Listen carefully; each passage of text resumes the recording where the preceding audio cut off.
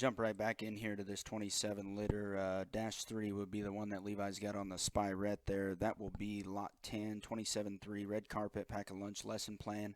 Dash 4 is kind of the lighter colored one there, getting the pole there on the far side. But lot 10 and lot 11, 27.3 and 27.4. Yeah, 27.3 there, as Levi's got on that blue stick over there.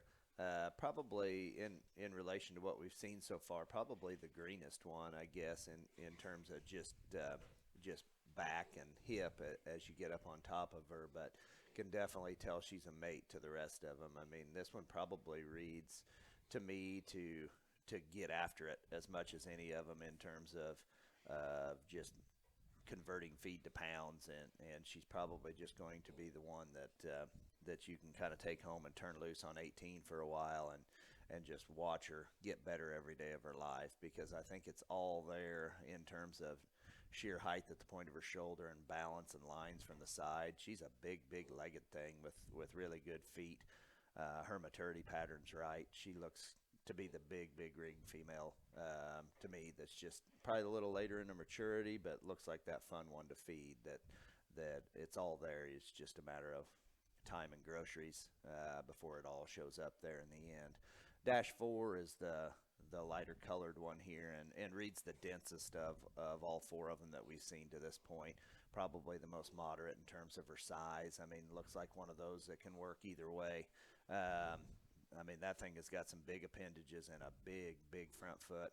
Her rear leg plants and drives very well. I mean, they all look like litter mates. I mean, they all look. I mean, if you prop them up and take pictures of them, I mean, their head and their neck shape's the same. Their lines up high are very similar. This one's probably as far along from a bloom perspective as any, but she reads probably the most moderate of the four that we've seen so far to me. Yeah, I wouldn't disagree with you, Brad. And as Levi gets that Dash 3 hooked up, that's the one that kind of fires me up as a big ring show gilt. Incredible in terms of her look and her balance and her build from the side. I mean, you see it there on the camera as she props up there on the far side by the door.